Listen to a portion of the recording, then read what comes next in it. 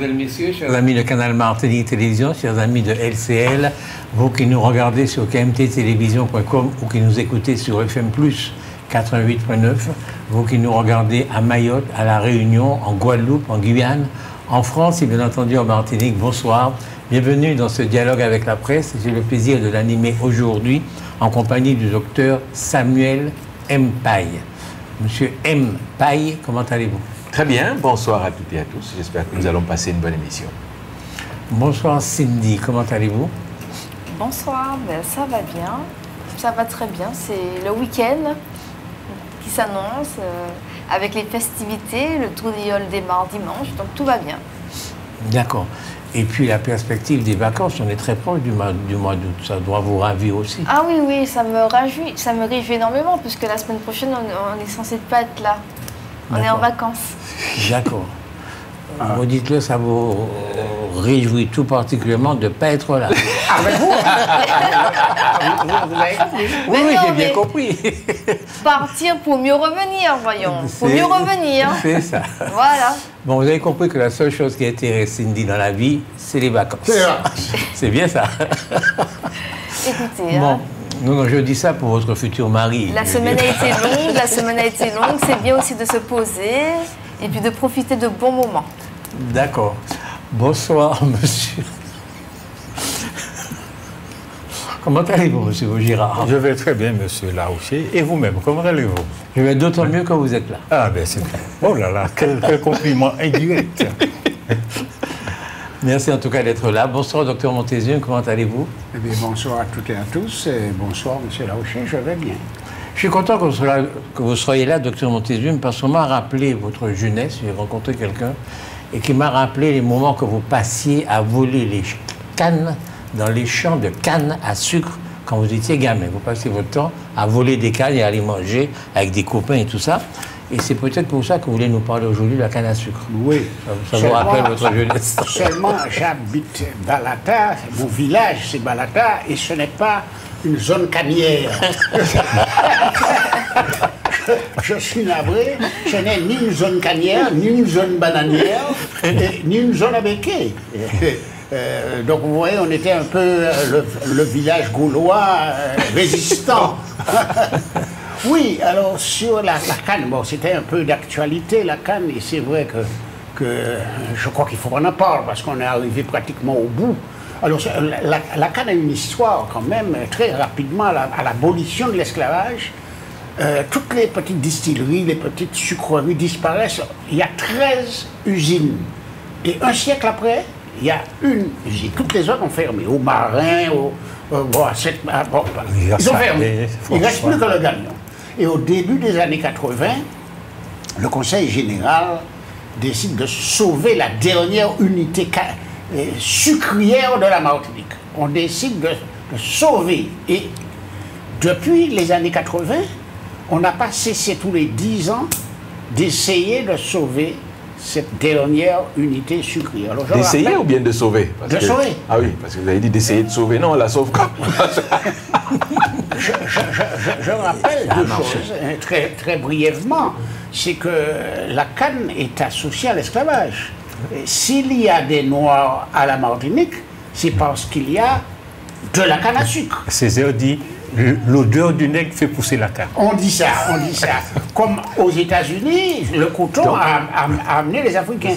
Et quand vous recherchez dans les pays latino-américains, au Pérou, par exemple, je prends un exemple, en Colombie, si vous voulez, si vous cherchez là où il y a des Noirs, vous cherchez là où ils ont planté de la canne à sucre. Au Costa Rica, où il n'y a jamais eu de canne à sucre, il n'y a pas de Noirs. Hein, c'est un peu comme ça. Alors,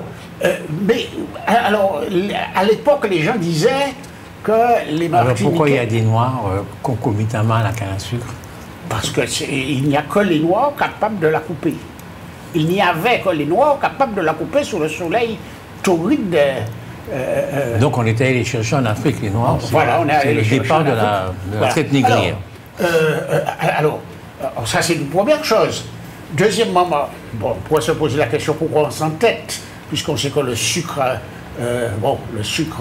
ça donne aussi des maladies, ça donne aussi le diabète, hein, on peut dire ça comme ça. Ce qu'il faut savoir, c'est que les Martiniquais consomment à peu près 15 000 tonnes de sucre par an, pour un peu tout, hein, les boissons, les ceci, les cela, et qu'elle ne produit, quand on a acheté cette dernière unité sucrière, elle produisait grosso modo à peu près 5 000 tonnes de sucre par an. Et maintenant, on en est arrivé l'année dernière à 600 tonnes. Donc, on n'a pas cessé de diminuer la quantité de sucre produite à la Martinique. Ce qui fait qu'aujourd'hui, depuis les années 80, c'est une SEM. Donc, nous, ici, nous sommes... C'est quoi une SEM? Société d'économie mixte. Et nous, ici, nous sommes donc des actionnaires de la SEM, puisque c'est payé avec de l'argent public. Nous sommes, je pense, à 51% de la SEM. Donc, les Martiniquais participent largement aux subventions qu'on donne à la SEM, puisque tout le monde sait que c'est une structure qui ne fonctionne qu'avec... alors, je vais quand même dire, pour la petite histoire, quand même, que quand Émile Maurice a décidé de faire ça, il savait bien pourquoi il le faisait. Il avait quand même des raisons. C'était pas seulement pour prendre la place du béquet. C'était pas seulement ça, parce qu'on a beaucoup ironisé comme ça. On a dit, bon, ils ont enfin pris la place du béquet. Non, c'était pas ça. Lui, il avait une politique qui était très précise, très volontariste. Il voulait maintenir sur leur terre les vieux agriculteurs. Il avait une politique spéciale pour ça, c'est-à-dire tous les agriculteurs qui avaient 50, 55, 60 ans, et plutôt qu'on de les voir abandonner la terre, il préférait les soutenir. C'était une politique volontariste. Donc, ces agriculteurs qui faisaient pousser la canne. Oui, les petits colons. C'est colons. Les petits colons. Donc, il les soutenait. Oui. Donc quand il a acheté, quand on a fait cette scène, il y avait quand même une politique derrière. Alors, la personne qui a écrit, c'est encore dans l'histoire, sur cette canne, l'économie de cette canne, c'est le sénateur Roger Lise. Je dis bien Roger Lise, le sénateur Roger Lise, qui avait écrit un opuscule et qu'il disait toutes les subventions qu'on donnait à la canne. À l'époque, j'en avais compté 8. Il y avait aide à l'amélioration des sols, aide à la replantation, aide à la balance, enfin il y avait des aides. Et il avait un peu, comment dirais-je, recopié tout ça pour bien faire voir comment vivait cette unité sucrière. Alors aujourd'hui, on en est arrivé à ne plus produire que 600 tonnes, ce qui est largement inférieur à nos besoins, bien malement. Et la question se pose à savoir, est-ce qu'on continue ou est-ce qu'on continue? C'est une question qu'on se pose depuis de très nombreuses années. Excusez-moi, docteur, on se pose une autre question aussi, c'est quel est le niveau de la subvention aujourd'hui? Au moins 75% de financement. En euros, ça donne combien d'argent? Alors, pour l'ensemble des DOM, j'ai vu dans le rapport 459 millions d'euros. Alors, pour les 4 Réunion, Guadeloupe, Martinique, 459 millions. Non, pourquoi? De subventions pour les usines sucrières. Non, mais ce qui m'intéresse, parce qu'il dit que nous finançons la canne à sucre, c'est une SEM. Oui. J'aimerais savoir à quelle hauteur, moi, Martiniquais, je subventionne le galion. Donc je voudrais savoir combien, je suppose que c'est la CTM, combien d'argent la CTM donne au galion, je vais diviser par le nombre de Martiniquais, je saurai combien d'argent je donne par année. C'est ça le chiffre. Comme vous n'avez pas ce chiffre. Mais non, on a d'autres chiffres. Mais non. On a d'autres chiffres. Alors vous croyez que j'ai tous les chiffres de toutes les subventions? Parce que cela, ça vous intéresse. Non, ça ne m'intéresse pas. C'est vous qui parlez de la canne. Je ne sais pas pourquoi vous en parlez. Mais c'est un chiffre fondamental à avoir. Il y a l'aide à la balance. Bon, continuez votre discours. Non, vas-y. Allons. Bon, non, j'ai gonné les subventions. Non, mais alors. Notre ami Dr Montesieux m'a transmis un document venant d'inspecteur des finances. Le document s'appelle « Perspective de la filière canne sucre énergie », puisqu'on ajoute l'énergie, en Outre-mer. Bon, en Outre-mer, il y a 4 usines sucrières. Une à La Réunion, 2 à La Réunion. 2 à La Réunion Oui. et 2 en Guadeloupe. Oui, parce qu'il y en a une à Marie-Galante, Marie-Galante. et puis Gaudel, et puis une en Martinique. Oui. Bon, ça fait 5. Ouais. Bon, ben, cet ensemble, ces 5 unités, chaque année, on leur verse en moyenne 459 millions. C'est ce que j'ai lu dans le rapport. Hein. Donc, alors, c'est assez complexe quand même. Hein. Mais ce que je veux dire, pour que ça soit quand même intéressant, c'est que le rapport, je n'ai pas tout lu, mais l'esprit du rapport a gardé exactement le même esprit que 1770. C'est-à-dire, on étudie les conditions dans lesquelles on exploite la canne en Martinique. Pourquoi? Produire pour exporter, produire pour faire du sucre, produire pour faire du rhum, produire pour exporter vers la France. C'est ça le modèle. Alors, on est en 2025, je me suis dit, mais quand même, il n'y a pas une petite nuance, une petite approche un peu différente. Parce que, quand même, au XVIIe siècle, la France agricole l'agriculture en France était des physiocrates. Des physiocrates, c'est-à-dire qu'ils disaient que la vraie richesse, c'est la terre. Et la source de la richesse, c'était le travail agricole. Eh bien, on n'a pas du tout cet esprit-là dans cette approche. On a une approche mercantile, c'est-à-dire produire pour vendre. Produire pour vendre dans les meilleures conditions. Et puis, lorsqu'on ne vend pas, eh bien, on baisse le prix terminé. Donc, et puis là, maintenant qu'on arrive à la fin du cycle de la canne, eh bien, on nous prépare tout doucement à dire, monsieur, il faudra que vous envisagiez de changer ce modèle-là. Mais ils sont pris parce que autant le sucre ne marchait pas, autant le rhum marche. Hein, c'est un produit rentable, il le dit dans le rapport. Donc, on ne peut pas sacrifier comme ça toute la filière, puisqu'il y a un équilibre qui a été réalisé au fil du temps entre le sucre et le rhum. Hein, puisque le rhum est rentable, le sucre n'est pas rentable. Bon. Alors, et puis autre chose dont il faut se souvenir, 2 choses, c'est que dès 1850, la France a commencé à produire du sucre de betterave. Voilà. Et pour eux, il fallait le sucre des colonies de côté. Il y a eu aussi le blocus continental de Napoléon, hein, oui. Qui a fait qu'il a fait de la betterave au lieu de faire de la canne à sucre, c'est ça. Hein? Bon, il y a ça. Alors ça, c'est une première chose dont il faut avoir à l'esprit. Deuxièmement, en 1922, commence le contingentement du sucre des colonies. La France dit, bon, je ne veux plus recevoir plus d'un tonnage de sucre. Au-delà de ce tonnage, vous payez des droits de douane. Les colonies payent des droits de douane à la France. Ouais. Ensuite, en 1931, c'est pour l'Europe. Pourquoi? Parce que en France, il y a le vin, il y a le secteur vinicole et puis avec toutes les autres boissons alcoolisées qu'ils réalisent. Donc c'est un vrai rapport de force entre ces deux produits d'origine différente. Alors, donc ce que je veux dire par là, c'est que en fait, la France n'a jamais vraiment ménagé les colonies. Hein. Bon, et les colonies, c'était pour tout. Les colonies doivent tout rapporter et ne rien coûter. C'était ça l'esprit mercantile et que je retrouve un petit peu dans ce rapport-là.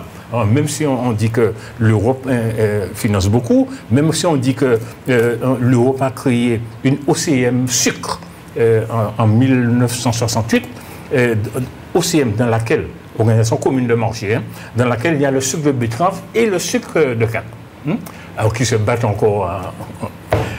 Alors, et comme on était astreint au contingentement depuis 1922, je vous ai dit, ce n'est qu'en 2010 qu'ils ont mis en place un dispositif pour sortir des contraintes du contingentement. Donc, ils ont mis 38 millions hein, qu'ils versent annuellement à chacune de ces usines hein, pour les accompagner dans la sortie de cette contrainte qui était le contingentement. Bon, enfin bon, j'essaie de vous donner quelques éléments. Ce qui fait qu'on dit actuellement que la canne, les producteurs de canne, surtout les petits, ils préfèrent le vendre aux gens qui produisent du rhum parce qu'ils disent que la SEM du Galion paye trop en retard. Oui. et peut-être pas aussi bien que les Romiers. Et donc ça devient difficile d'approvisionner la propre usine. C'est ça, parce que alors, c'est vrai que la canne à sucre n'est pas facile à cultiver, mais on sait aussi qu'en dehors du rhum, on peut faire aussi de l'éthanol. C'est-à-dire on le mélange très facilement à l'essence pour faire rouler les automobiles. Hein. Donc de déboucher, il y en a forcément. Mais seulement de la façon que nous le faisons actuellement, eh bien, c'est vrai que ça n'est pas rentable. Oui.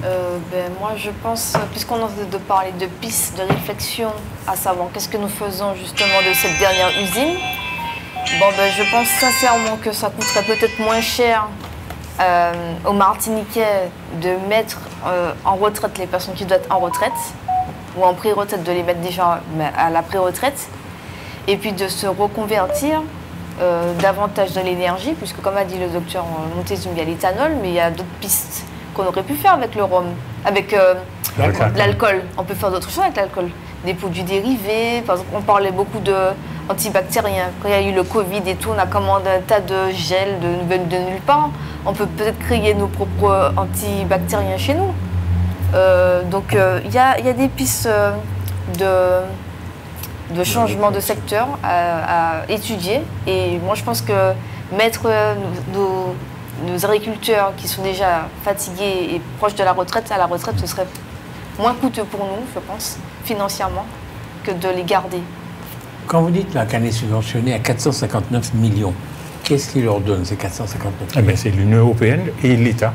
C'est l'Union européenne et l'État. L'OCM, c'est une structure de la politique agricole commune. Donc on ne sait toujours pas combien nous donnons à la canne. Non.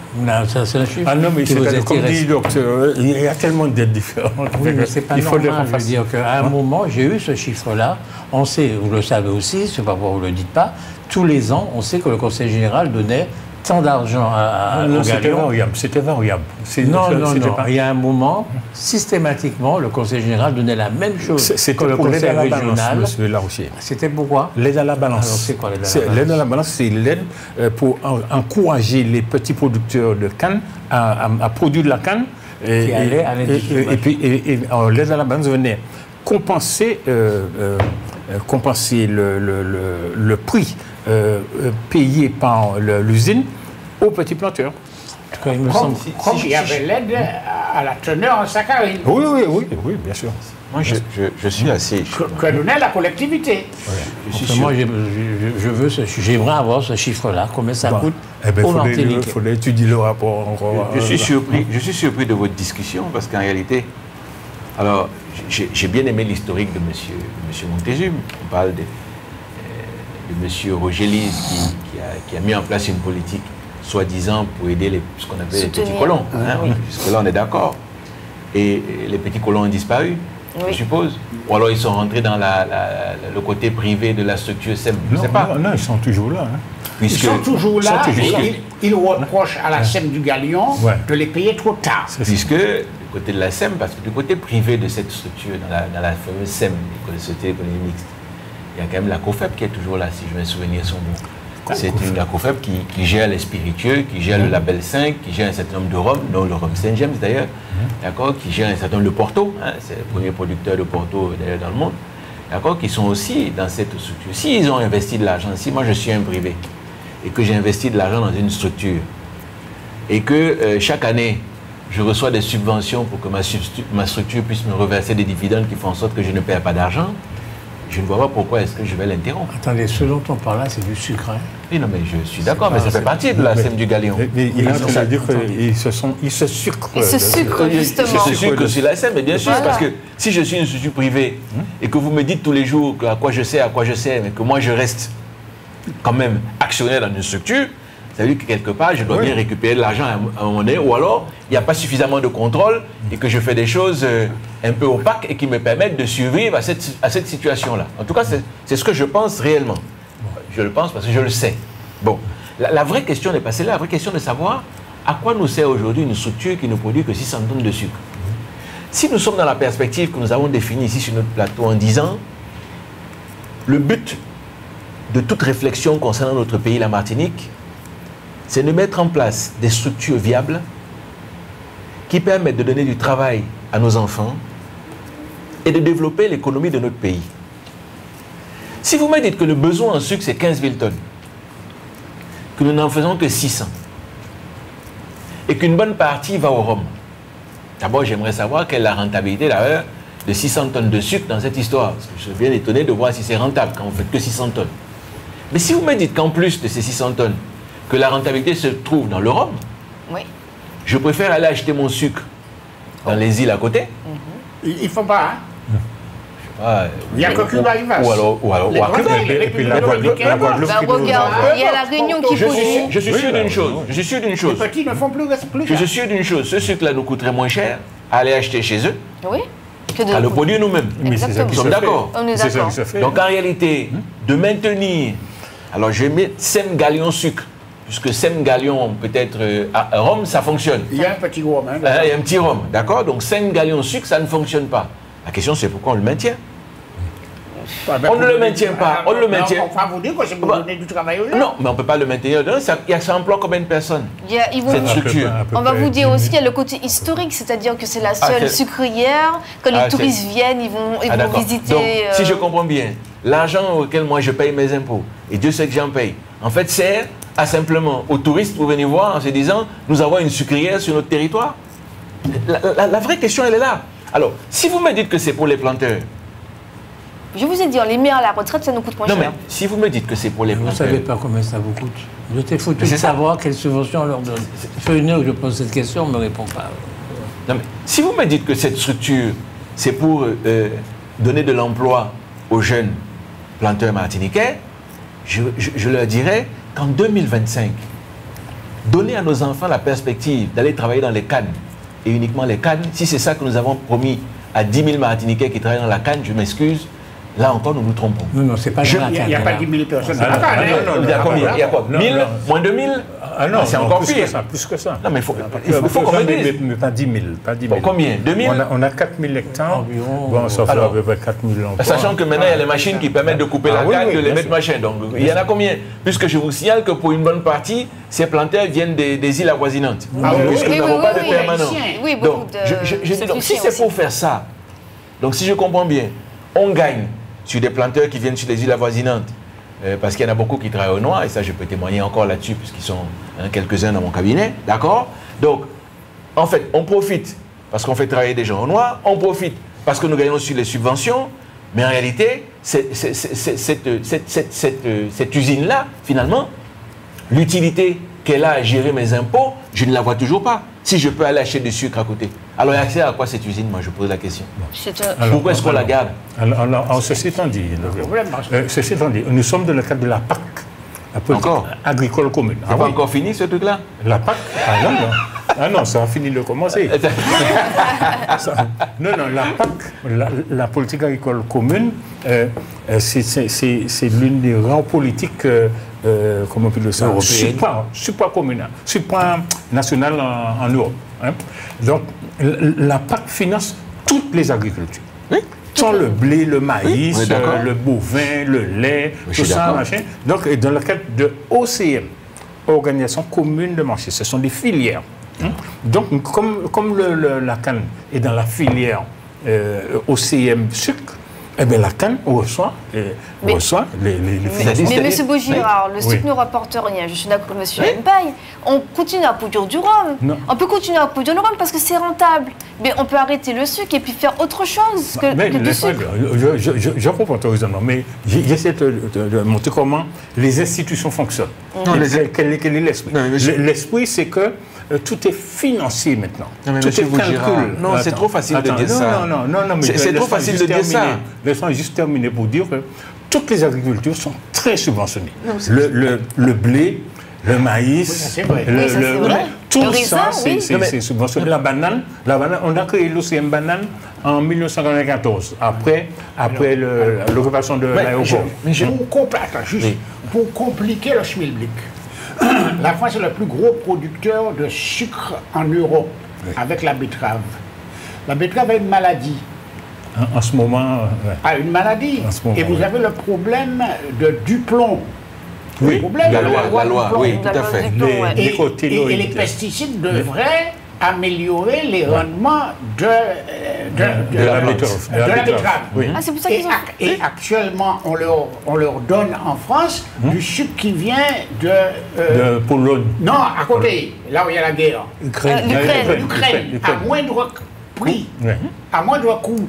Donc, les betteraviers français sont à cran parce que les pesticides, ils ne peuvent pas s'en servir. Ils produisent moins et on leur fait venir du sucre qui vient de l'Ukraine. C'est pour ça que... Alors attendez, il y a quand même une répercussion avec les sucres d'ici parce que c'est aussi en compétition. Oui, bien sûr. Bien sûr. Et eux, la culture de la betterave, s'il vous plaît, n'emploie pas autant d'agriculteurs ou de main-d'œuvre que l'agriculture de la canne. C'est pour ça que je dis que, au-delà de dire, je peux comprendre qu'on ait envie de maintenir l'usine du Galion parce que, comme dit ma collègue, c'est historique. Et que, oui, mais on est dans de la culture à haute valeur ajoutée. C'est ça qui m'intéresse. C'est comment est-ce que nous avons sur un petit territoire, parce que ça nous bouffe de la terre.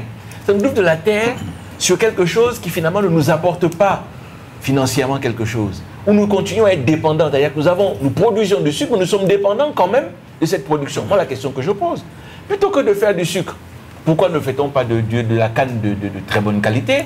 Ou alors, les terres disponibles, ne les mettons pas pour d'autres produits que de faire de la canne, puisque ce n'est pas rentable. Mais l'énergie, en ce moment... Ce n'est pas rentable. Quelles que soient les filières que vous me dites, ce n'est pas rentable. Oui, mais l'énergie, c'est une L'Europe est filière... rentable, mais nous faisons que du rhum. C'est la canne à sucre. Mais nous faisons que du Oui, rhum. mais on peut faire de l'énergie, puisque la Oui, on filière fait- énergie c'est le est très rentable en ce moment. Mais non, ce n'est pas Non, non, suffisant. mais attendez. Elle n'est pas rentable non plus. Comment ça, elle n'est pas rentable? Mais non, elle n'est pas Vous rentable. savez qu'ils ont une cogénération Oui. Au avec Galion. Albioma qui est à côté. C'est-à-dire qu'ils donnent La bagasse. La bagasse. à Albioma. et Albioma lui leur redonne de l'électricité. Mais ça ne malgré suffit tout, c'est pas. pas Ça ne rentable. suffit pas. Mais non, Ah ce n'est non, pas ça rentable. suffit pas. Il n'y a pas assez. Alors, Non, mais donc on continuera à mettre mes impôts dedans. Moi, je voulais juste Ce ne revenir sur... sont pas vos impôts. Si ce sont mes impôts. Non. Mais si c'est le fruit Vous de ne mon savez pas à travail. quel niveau. Si ce sont mes impôts. Attendez. Écoutez, toutes les agricultures européennes, y compris françaises, sont subventionnées. Oui.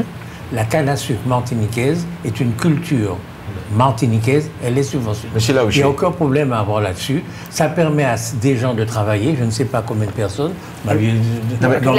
Attendez, vous êtes en train de nous dire que le système est bon. C'est ça. Non, mais non, il faut arrêter. Oui, c'est ce que je suis en train Bon, de dire. alors écoutez-moi, la part qui vient de moi, ne parlez pas de la part qui vient de moi comme ça. Hein. Je vous trouve un peu léger. Hein. Moi aussi, je vous trouve un peu léger. Alors sans réflexion. C'est votre- Continuons. C'est subventionné. Voilà, hein. excusez-moi. Continuez éternellement. Ouais, d'accord. Je vous ai écouté et donc j'ai bien compris ce que vous avez dit et je ne suis pas d'accord avec vous. Je veux dire qu'il n'y a pas de C'est facile de problème. pas être d'accord avec Mais moi, bien hein. sûr que c'est facile. Oh, c'est facile Je veux de dire le que dire. j'ai besoin Ah, de savoir, vous j'ai démontrez besoin de savoir. Vous êtes et vous avez... journaliste, monsieur Laouché. Mais pourquoi vous ne me laissez pas parler? Vous arrivez, vous parlez de la canne, vous avez étudié le sujet, et moi je vais avoir dans la tête tous les chiffres, etc. Je ne les ai pas, d'accord? Concernant la canne. Je vous dis sur le principe. m'envoyez pas là-bas. Sur le principe. Je réponds sur le principe. La canne martiniquaise est subventionnée. Elle est subventionnée. Ça permet à des gens de travailler. Ça permet à des gens de travailler au niveau de la canne, au niveau de l'entreprise. Et aux actionnaires de s'enrichir. C'est tout.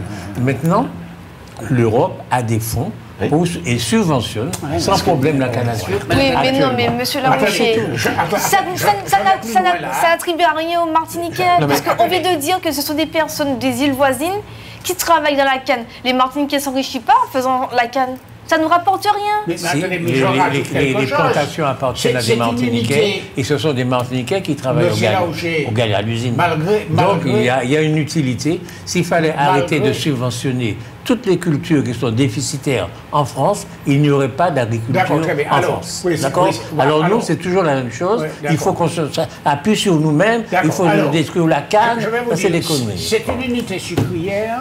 On peut faire qui est- autre qui est- chose. attendez, écoutez bien. Hein. C'est la plus petite unité sucrière du monde. Oui.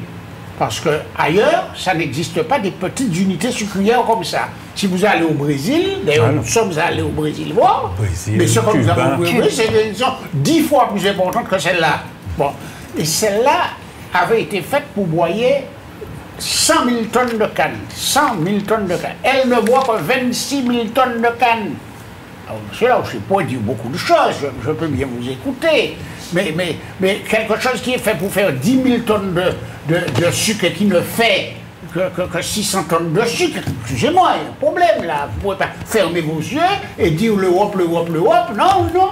Sachant qu'il y a très peu de gens, sachant qu'il y a très peu de gens qui payent l'impôt dans notre pays, alors, et que je fais partie de ceux qui en payent. Donc si je pouvais en payer un peu moins, ça m'aiderait aussi, surtout pour des choses utiles. Voilà, ou bien ma réflexion est là-dessus. Hein. Voilà, ma réflexion n'est pas de dire il faut fermer, pas fermer. Je n'ai rien contre l'usine du Galion.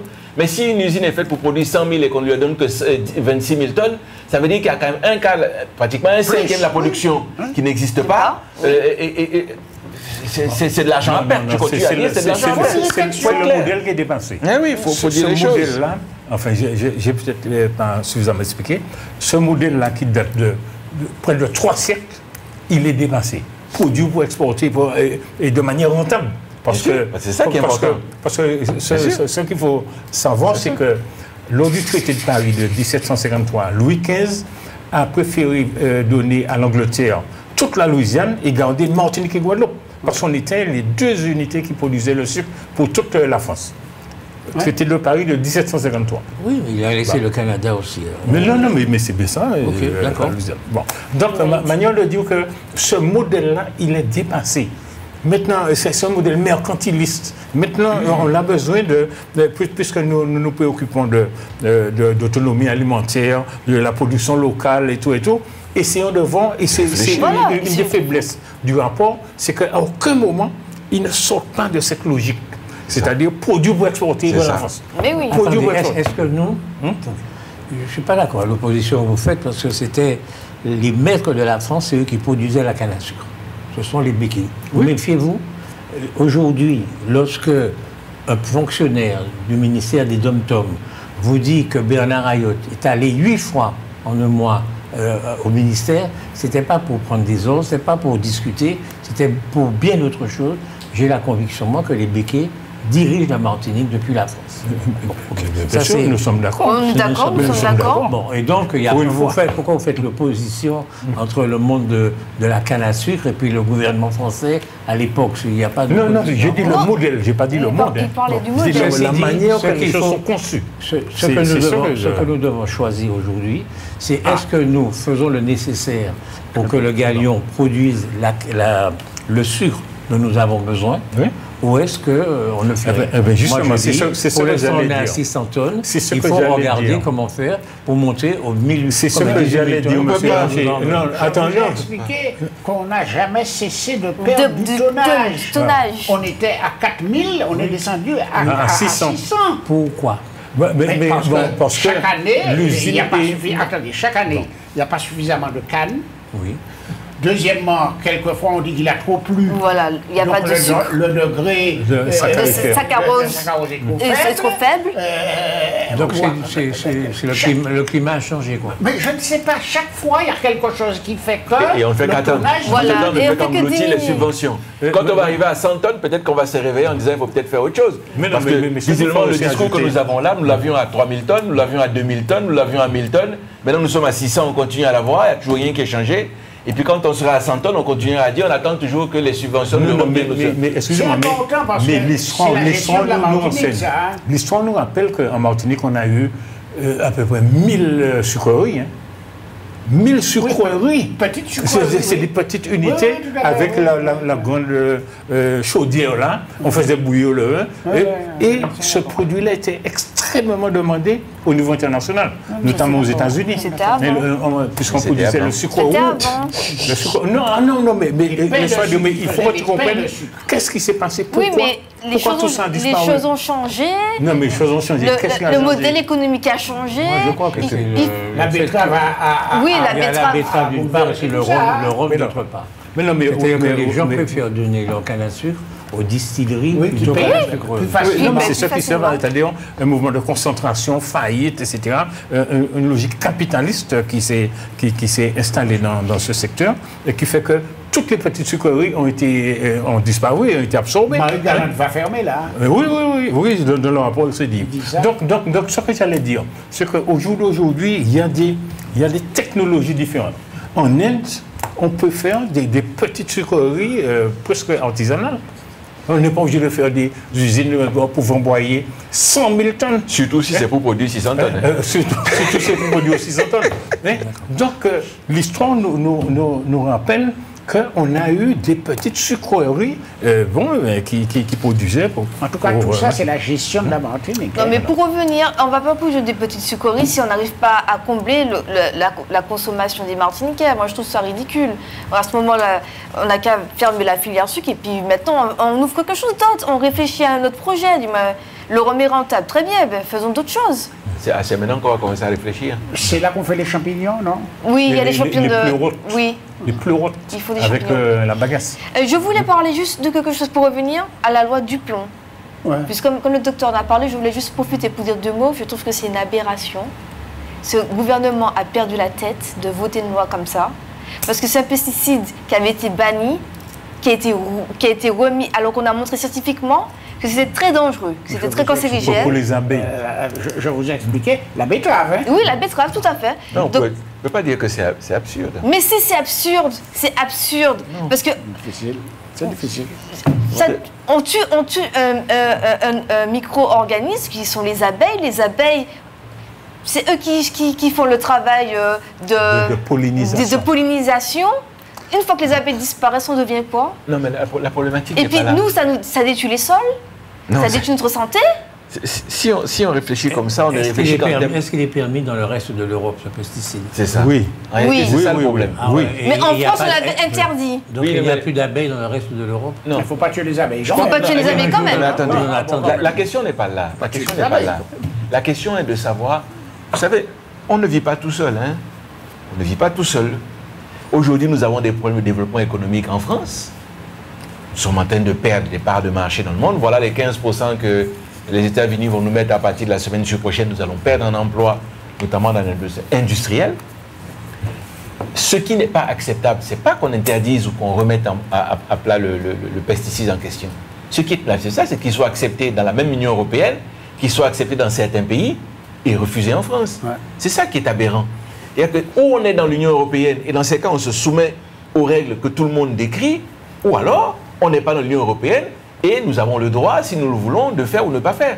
Mais si nous disons, nous ne voulons pas mettre de pesticides dans nos betteraves, mais que la Belgique à côté ou l'Allemagne à côté peut mettre les pesticides et venir nous vendre le sucre en question, je ne vois pas comment ça se fait. Et c'est la raison pour laquelle le gouvernement décide de réintroduire la loi. Le problème, c'est que ce n'est pas discuté au plan européen. Il faut aussi savoir, il faut aussi faire des choix. Oui. Et on ne peut pas toujours dire, on est dans l'Union européenne, et puis à l'intérieur de l'Union européenne, il y a les règles qui ne sont pas applicables mais pour tous. on prend des décisions qui détruisent l'environnement et qui détruisent notre santé. Le taux de cancer ne cesse d'augmenter. Non, mais dans ces cas-là, sortons de l'Union européenne. Ah ben oui, Si vous voulez aller au bout de la démarche. Oui. Si vous voulez aller au bout de la démarche. J'ai jamais entendu dire qu'il n'y a plus de cancer en France, en Allemagne. Non, je suis désolée, monsieur Larouché. Il y a des scientifiques quand même signé des pétitions. Hein. Il y a une pétition qui a été signée sur la loi Duplon. On est déjà... 1 million. 1 million, 200, voilà, 200, de signatures. 1 million 200 quoi? Signature Il y a plus que ça maintenant. Oui, mais Ouais. quoi? Pour annuler la annuler loi cette Duplon. loi. Oui, mais je répète encore, derrière la loi, il n'y a pas que la loi. Annuler ne suffit pas. Si les gens perdent leur emploi, vous allez encore les mêmes à dire ils manifestent parce qu'ils n'ont pas d'emploi. Tout se voit toujours de façon globale. C'est très facile de dire on va Alors, interdire le on va pesticide. on est en train de faire le même discours que le chlordécone en Non, Martinique. ce que je dis, Mais c'est- bien sûr, c'est le même discours. Non. On préfère sauver des emplois que Ah, de je suis d'accord. sauver Non, c'est- des vies, des sols, Non. polluer tout un environnement. Non, c'est pas du tout la même chose. C'est le pas- même c'est pas le même discours. parce Mais que- bien sûr que c'est le même Je vous discours. répète Non. que C'est le même discours. Mais en non. Europe, Mais non. on utilise ce pesticide. Mais je m'en fous Je de n'ai l'Europe, pas- on est en France. Mais non, je mais n'ai non, pas mais entendu non, mais non, dire, mais non, je faut n'ai pas pas dire ça entendu comme ça. dire Moi, je m'en fous qu'en de... Europe- Non, c'est bon. Je suis pas européenne, je suis française. C'est Ok. bon. Oui. Je suis française. D'accord. La France avait interdit ce pesticide et je ne comprends pas comment on revient sous des... Mais il faut Eh ben, pas le c'est- mais comparer ça au ne m'étonne chlordécone, pas c'est pas que la vous même chose. compreniez Mais bien pas. sûr que c'est la même Il y a chose. plus de Ça millions qui m'étonne passent comme elle, hein. Oui, Ah, mais c'est pas grave. ah ben. Je suis en train de vous dire On est en train que de c'est faire un une crise pesticide sanitaire. qui est permis en Europe et qu'on n'a pas entendu dire que C'est ce ça. pesticide est Et tué c'est- des gens. Non, Ah, non, non, non, monsieur Mais Larouché. arrêtez, Non, mais monsieur Les c'est- Larouché. pesticides sont des Quand tu vas t'endoctriner, arrêtez avec Non, non, ça. je suis pas d'accord. Arrêtez avec Moi, je suis ça. pas d'accord avec ce que vous dites. Hein. Moi, je suis pas d'accord avec ce que vous dites. Capitaliste, Je à ne suis pas- mort. Non, je suis pas d'accord avec Ça ce que n'a vous rien à dites. voir avec le Moi, je suis d'accord avec Mais ce bien qu'il sûr. dit. Non, je suis pas d'accord avec ce que vous dites. Il n'a pas été prouvé. Il n'a pas été prouvé. Comment ça n'a pas été prouvé? Non, mais attendez. Là, tu as parlé de mort. Moi, je Ça te dis n'a qu'il n'y a pas pas été de mort. prouvé, puis c'est tout. Il n'y a pas de mort sur le pesticide. ça peut, comme il dit... Oui, des cancers, je parle de cancers. Toujours est-il que nous sommes dans l'Union européenne. Vous pouvez dire ce que vous voulez. Si dans l'Union européenne, nous ne prenons pas des mesures qui concernent l'Union européenne, tout ce que vous pouvez dire ne marchera pas. Parce que vous allez perdre des parts de marché. Parce que ça existe, tu ne peux pas enlever le marché dans ce que l'on fait. Tu ne peux pas dire la santé est quelque chose d'à part et puis le reste, tout ça est lié. À partir du moment où tout ça est lié, vous pouvez dire, oui, on ne veut pas de pesticides dans notre alimentation, mais si c'est pour que les mêmes pesticides sortent d'Allemagne et soient vendus dans les mêmes produits et soient mis dans la même farine que tu manges, ça n'a pas de sens. Donc on peut dire on ne produit pas en France, mais si c'est pour que ce soit importé d'Allemagne ou d'Ukraine pour être mis dans les mêmes repas qu'on faisait alors qu'on le produisait en France, vous mieux le produire en France, je dirais, puisque ce n'est pas interdit d'être mis dans des plats ou dans des compositions de plats en France. Je veux dire que les Européens il faut arrêter ça. Les Européens ne sont pas des crétins. D'accord? S'ils permettent le pesticide, c'est qu'ils ont des raisons. Arrêtez, monsieur Larocher. Il faut arrêter à un moment donné. Vous dites n'importe quoi. Non, c'est une question économique. C'est purement une question économique. Mais si on veut la traiter, il faut que ce soit...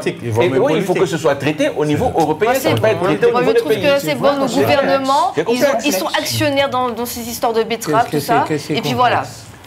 Ce problème de ripain, c'est vrai que c'est complexe. C'est complexe. C'est aussi politique, monsieur Larocher, parce que c'est financier aussi. Non, mais je m'explique. Il y a deux approches. On a des députés. Ce sont les députés qui votent les lois. D'accord? Ils votent les lois à partir de dispositifs qu'on leur présente. On leur dit, bon, que la politique agricole en Europe a besoin de pesticides pour améliorer les rendements, la compétitivité, gagner les problèmes, etc., etc. Et puis, il y a la population, il y a les écologistes qui vous disent, oui, mais dans les faits, nous avons des contre-indications par rapport à eux. Donc, c'est la démocratie représentative contre la démocratie directe. Les écologistes, c'est la démocratie directe? Mais bien sûr. Mais bien sûr. 1 million 700 000 signatures. Donc on vous dit de réexaminer. De réexaminer la loi. Il y a combien de pays en Europe? 27. 27 pays. Il y a 27 pays qui utilisent le pesticide. Non, il n'y a pas 27 pays. Non. Tous les pays d'Europe l'utilisent. Non, on n'a pas dit ça.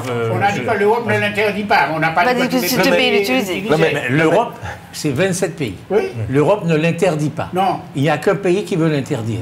Mais en France, sans raison particulière. Comment ça, sans raison particulière? Pourquoi sans raison? Parce qu'il y a... Mais non, mais arrêtez, monsieur Larocher. Ça tue les abeilles. C'est cancérigène. C'est suffisant. Ça pollue le sol. C'est pas suffisant? Non, c'est pas suffisant. Comment ça, c'est pas suffisant? Mais non, c'est pas suffisant. C'est pas suffisant parce que cette approche uniquement écologiste ne marche pas. Ça ne marche pas parce que derrière l'approche écologiste, vous avez des problématiques d'emploi. Derrière l'approche écologique, vous avez des problématiques de concurrence entre les pays à l'intérieur d'un système. C'est ça le problème. Il faut trouver le moyen de protéger les abeilles. Vous ne pouvez pas dire on va interdire et en même temps admettre que d'autres vous importent le produit en question. À ce moment-là, la France interdit l'accès à ce produit-là. C'est tout, tu interdis. Mais vous ne pouvez pas le faire. Tu interdis le produit shoot au sol, pourquoi tu acceptes les produits de d'autres personnes? Tu interdis le produit shoot au sol, mais tu ne peux pas interdire que les produits rentrent chez toi. Mais non, mais c'est aberrant ça.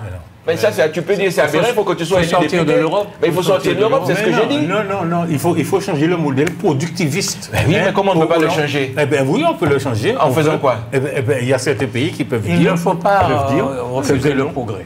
Comment alors? Oui, c'est ça le progrès, monsieur Larocher. Détruire sa santé, détruire les sols, détruire la biodiversité, c'est ça le progrès? Je ne suis pas pour le progrès, monsieur Larocher. Moi, je vous l'ai dit tout de suite, je ne suis pas pour le progrès. Ça ne détruit pas la santé, ce n'est pas vrai. Ça ne détruit pas la santé. Ça n'a jamais été prouvé. Ça n'a jamais été prouvé.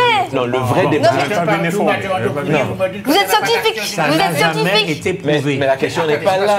Il y a un tas de rapports qui a démontré que c'est un produit dangereux pour la santé. La question n'est pas là. Je ne le connais pas. Ce que je sais, c'est qu'il n'est pas été prouvé que ce pesticide pose problème à la santé. Oui, là c'est le même discours que vous tenez qu'Emmanuel Macron avec le chlordécone. La vraie problématique, c'est pas celle-là. La vraie problématique, c'est de dire comment est-ce qu'on fait pour qu'à l'intérieur de l'Union européenne, on interdise le produit à tout le monde. C'est ça la vraie question. Oui, c'est ça la vraie question. La question n'est pas de savoir est-ce que c'est interdit en France. La question, c'est de dire quand on décide d'interdire quelque chose en France, il faut qu'on se rassure que la même interdiction est faite dans tous les pays européens. Sinon, c'est une distorsion de concurrence. Parce que si moi, je produis de la betterave et que la rentabilité n'est plus que de 40% à l'hectare, et qu'en face, à côté de moi, j'ai un pays qui a une rentabilité à 90% à l'hectare, il est bien évident que mes cultivateurs vont mourir de faim. Bien sûr. Et vous préférez avoir des agriculteurs qui meurent de faim? Que des abeilles, fait des abeilles. Je préfère avoir Arrêtez, des monsieur agriculteurs que des abeilles. Les abeilles, quand ils meurent, l'écosystème n'est plus le même. Voilà, et on va mourir. Quand il n'y a plus d'abeilles, il n'y a plus d'agriculteurs. Ah ben voilà, merci. Il faut trouver un moyen de protéger les abeilles. C'est ça la solution. L'IA. Oui, il faut faire des abeilles loin de la betterave. Il faut trouver le moyen de protéger les abeilles. Oui, mais monsieur Larocher, il faut quand même que ce... On a fait une sur le sujet. Il faut quand même que les fleurs puissent être pollinisées pour que ça fasse du fruit. Bien sûr. Ah ben oui, il faut produire des abeilles loin des cultures. Donc, ça va pousser tout seul, oui, bien sûr. Il y aura des fleurs loin des Oui, betteraves. bien sûr, Ça bien sera sûr. aussi bien. Alors, en conclusion, monsieur. En conclusion, quoi. Bon. Eh bien, en conclusion, moi, je suis pour que l'on revoie les conditions d'application de la loi du plomb. Moi aussi. C'est-à-dire? Eh bien, que l'on revoie, et parce que cette loi a été adoptée sans l'avis des experts. Exactement, sans l'avis des experts. Vous dites Ah non, ça. mais c'est ce qu'on explique. Mais non, C'est mais non, ce mais non, qu'on non, explique. pas du Ils ont même pas tenu compte des des experts. Sans des l'avis rapports d'accord. scientifiques. Une loi qui est passée, mais qui n'est pas passée devant l'Assemblée nationale. Mais écoutez, on n'a pas eu besoin C'est pas d'experts possible. pour analyser C'est là, pas puisque une loi qui n'est le pas- produit est autorisé dans l'Union européenne. C'est-à-dire que vous pouvez mettre la loi telle que vous la voulez, mais à partir du moment où l'Union européenne s'est autorisée l'utilisation de ce produit, vous ne pouvez pas faire grand-chose. Les agriculteurs ne peuvent que protester parce qu'à l'intérieur de la France, il y a un problème. Bon, au niveau européen, vous ne pouvez pas interdire les produits. Si je produis de la betterave à l'Union européenne et que je produis du sucre en Allemagne avec ce produit, vous allez interdire le sucre allemand d'arriver sur votre territoire? Exactement. Non. Ou je les taxe. Donc ça n'a aucun sens de pas dire possible. vous êtes Je les contre la taxe. loi. C'est pas possible. Puisque ça ne change pas le problème. Comment ça, je peux pas les taxer? Ça ne change pas le problème. À l'intérieur de l'Europe, c'est le libre-échange. C'est Bien comme sûr, ça, c'est ça ne l'Europe. change pas le problème. Le problème, c'est de le changer à l'intérieur et pour tout le monde dans l'Union européenne. Si vous ne le changez qu'en France, ça ne vous interdira pas d'avoir du sucre avec le pesticide arrivé chez vous. Je vais vous dire comme Fanon, laissons cette Europe qui ne cesse de parler de l'homme et qui le massacre dans tous ces coins de rouge, de tous les coins du monde. Ouais. Bien Peut-être encore que là-bas, ils ont une espérance de vie qui est à 87 ans et que En c'est Europe. pas mal. Tout en En mangeant Europe. des produits avec des pesticides. Non, parce qu'il C'est faut aussi exactement mettre ce que je ça. suis en train de Oui, dire. mais Il faut aussi entre-temps, mettre ça à l'oreille. Entre-temps, rien du tout. de ce que nous entre-temps, avons gagné avec les cette femmes agriculture, attrapent hein. des cancers de plus en plus jeunes. Des femmes ont des cancers trop... Vous pouvez me dire qu'à 25 ans, vous attrapez un cancer du sein, monsieur C'est vrai Larocher? ce qu'elle dit aussi. Ouais. Ça Mais dit avant, 25 C'est ans? vrai ce mais qu'elle avant, on dit. avait une Mais espérance de avant, vie on à n'avait pas 60 de ans. cancer du sein Non, à pas 27 ans. là, non, je Ah ben voilà. Et puis attention, vous avez des récidives. C'est-à-dire qu'une personne peut avoir 3 fois le cancer. Vous avez des malformations d'enfants qui n'existaient pas Il avant. faut arrêter là, monsieur Et en même Larocher. temps, Donc, en même temps, c'est vous ça avez le une progrès espérance de pour vous. vie. Donc la santé Vous avez une aujourd'hui espérance, oui. est beaucoup moins... Donc on arrive à 87 ans, bien calbossé, tu vois, Non, bien faut pas mal dire ça. foutu. Donc Faut voilà. pas dire ça. Faut Voilà. pas dire ça. Il faut Là, vous pas, dites faut pas n'importe condamner quoi. l'agriculture. hein. Ah bon, je dis n'importe quoi. Productiviste. Non, il faut pas la condamner. C'est l'agriculture Je vous signale que cette productiviste agriculture que l'on productiviste, critique. non mais cette agriculture productiviste qui a diminué la faim dans les pays riches, Mais cette agriculture productiviste qui a fait en sorte que les gens aient une espérance de vie C'est ça. jusqu'à l'âge dans lequel nous vivons, c'était une agriculture Ah bon productiviste. Mais oui, monsieur Attendez, Vaugirard, avant, il ne faut pas critiquer. Chez Quand moi, un mec avait 70 ans, c'est un super vieux. Écoutez, Aujourd'hui, écoutez, on vit à 80 ans écoutez, sans problème. moi je viens de pays pauvres, Bon, je viens ben, de c'est pays une pauvres évidence. où il n'y a pas Avec tous l'agriculture les productiviste pesticides qu'on a. et où les gens ont une espérance de vie qui est à 60 ans. Donc excusez-moi, je préfère manger avec des pesticides pour l'instant au début, quitte à critiquer après quand j'arrive à 87 ans. Mais aujourd'hui, vous vous permettre de critiquer parce que vous avez une espérance de vie à 84 ans. Mais si vous avez une espérance de vie à 60 ans, vous ne serez pas en train de dire c'est des pesticides, il faut Non, que mais j'arrête. attendez, mais monsieur Donc je pense Mpaye, qu'il faut toujours avoir, monsieur avec ces Mpaye, discussions, un peu de Il recul. n'y a même pas de discussion. Il faut pouvoir nourrir les gens. Oui. S'il n'y a pas le pesticide, on ne fait pas une On agriculture peut- incapable non, de mais nourrir on les peut gens. nourrir les C'est gens comme de ça. C'est d'autres pas manières. possible. De d'autres Ce manières, n'est monsieur pas Larocher. possible. On est un pays riche, je ne comprends pas Vous savez- qu'on a raisonné comme des mendiants. savez ce que- On Bien sûr. met- ah ben, un pays riche se C'est- donne les moyens d'avoir d'une productivité plus Ben, respectueuse c'est de ça. l'environnement. Ce sont les pesticides Tu sais ce que ça qui me ne rappelle sont comme pas dangereux discussion pour l'homme et qui nous permettent Alors, d'avoir vous une avez- culture vous avez- que nous- ça- Vous savez ce que ça me donne? Vous savez ce que ça me rappelle comme Je vous discussion? dis ça devant vous, savez- parce que je sais que, quand j'étais jeune, je voyais un mec qui avait 60 ans, c'était un vieux. Vous savez- Aujourd'hui, il vit jusqu'à 90 ans. Vous savez ce que ça me rappelle comme discussion? Je vais l'arrêter. Je vais juste finir avec ça. Vous savez ce que ça me rappelle comme discussion? La problématique de la vaccination. Oui, la problématique de la vaccination dans nos pays aujourd'hui où les gens ne veulent plus se vacciner. Parce qu'en réalité, on ne sait plus ce que c'est qu'une rubéole, on ne sait plus ce que c'est qu'une rougeole, On ne sait plus c'est qu'un certain nombre de maladies. Donc on estime que la vaccination est mauvaise pour la santé. Je vous signale que dans les pays pauvres, ils ont une espérance de vie aussi à 60 ans parce qu'il n'y a pas de vaccination assurée tout au long de l'existence. Donc je pense qu'il faut toujours dans un discours savoir avoir raison garder et ne pas tout jeter à la poubelle parce qu'il y a toujours quelque part un bien apporté à l'humanité dans les progrès que nous avons faits dans la science et dans la culture. Ouais, non, mais là, donc faisons attention à ne pas tout jeter. Merci beaucoup. Est-ce qu'on peut parler Très bien. Ce que dit le docteur Paella est rempli de raison. C'est pour ça qu'on va parler de ceux qui ont perdu la raison. On va donc parler de Colson. Vous souhaitez, le docteur Mondésime, vous avez souhaité parler du sucre. Maintenant, vous souhaitez parler de Colson.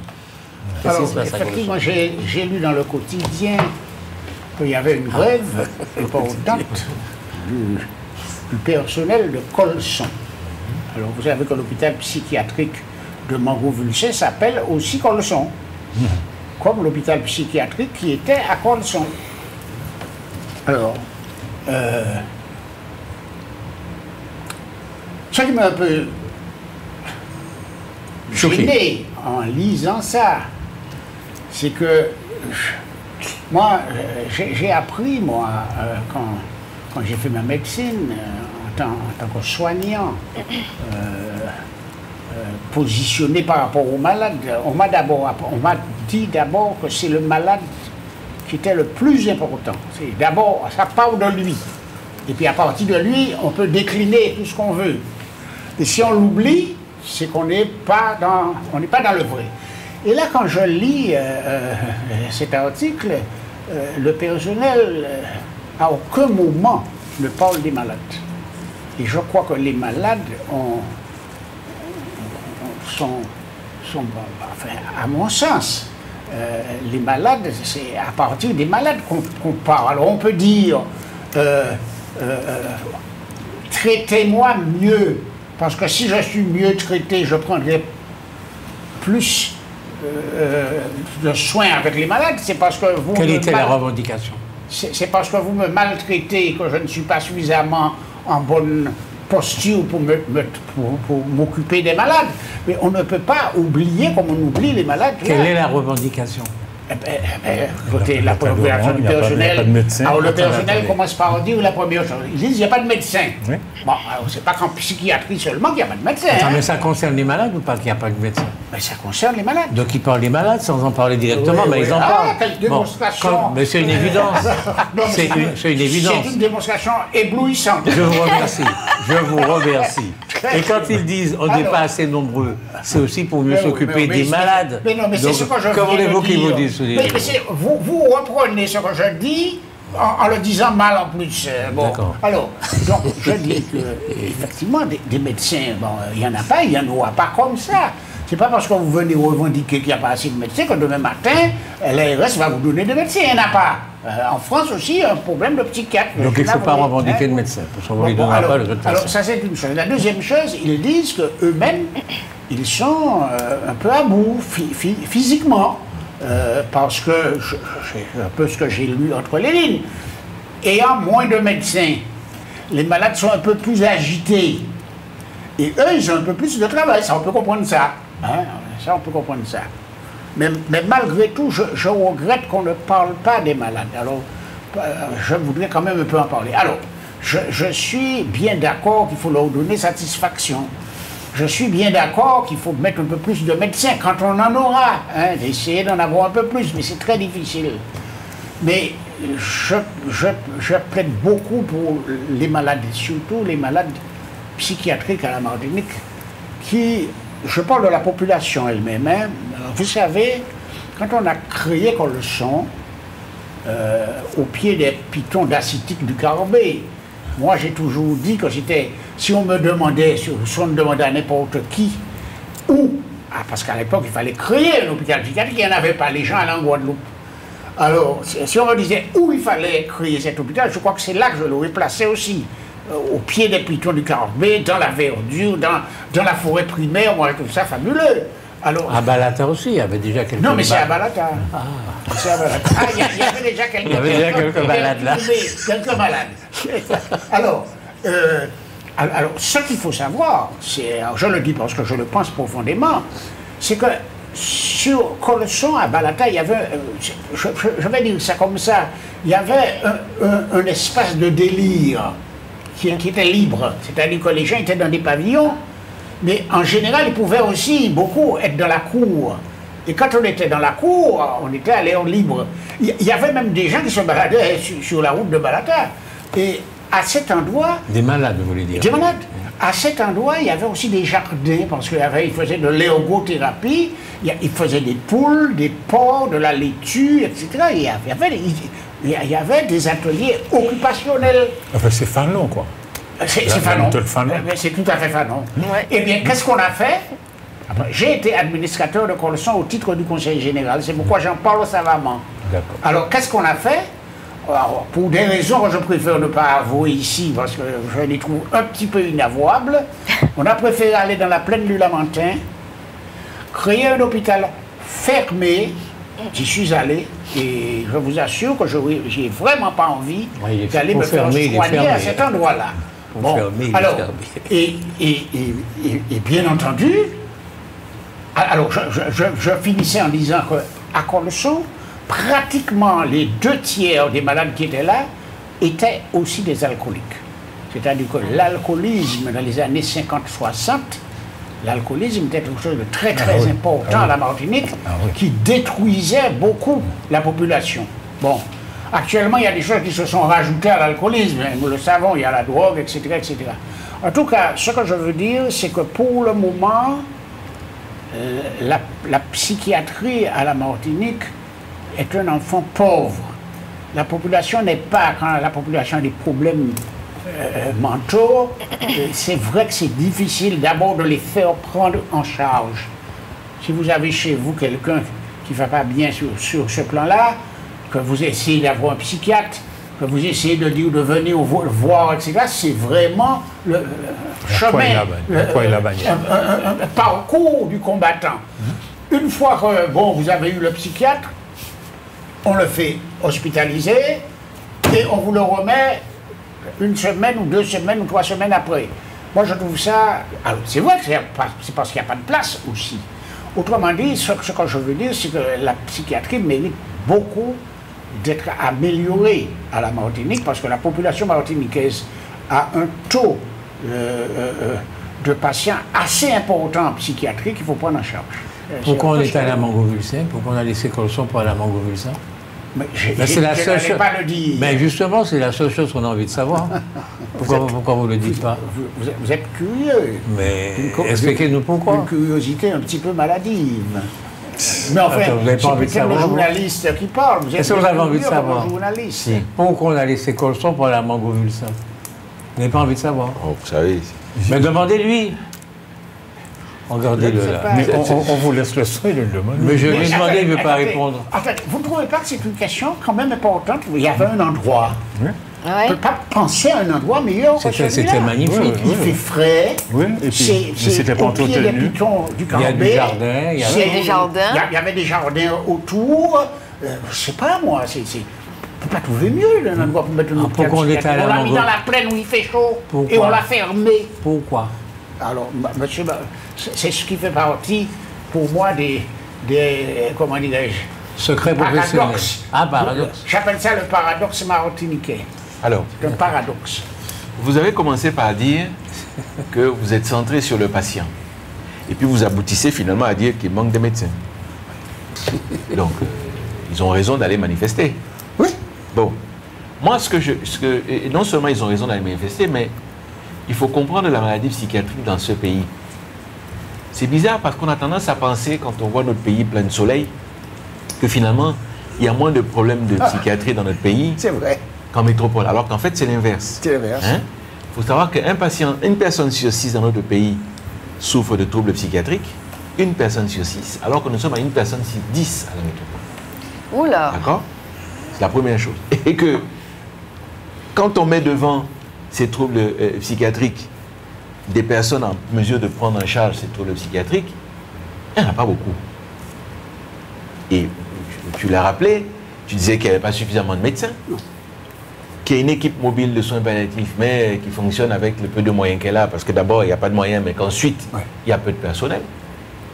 et que c'est une vraie problématique de notre territoire, d'autant plus que nous avons ce que vous avez rajouté tout à l'heure, les problématiques d'alcoolisme, les problématiques de drogue, les problématiques dont on ne parle jamais, qui sont la consanguinité, qui sont une des raisons pour lesquelles nous arrivons aussi à avoir beaucoup de gens qui ont des problèmes. La consanguinité, c'est quoi?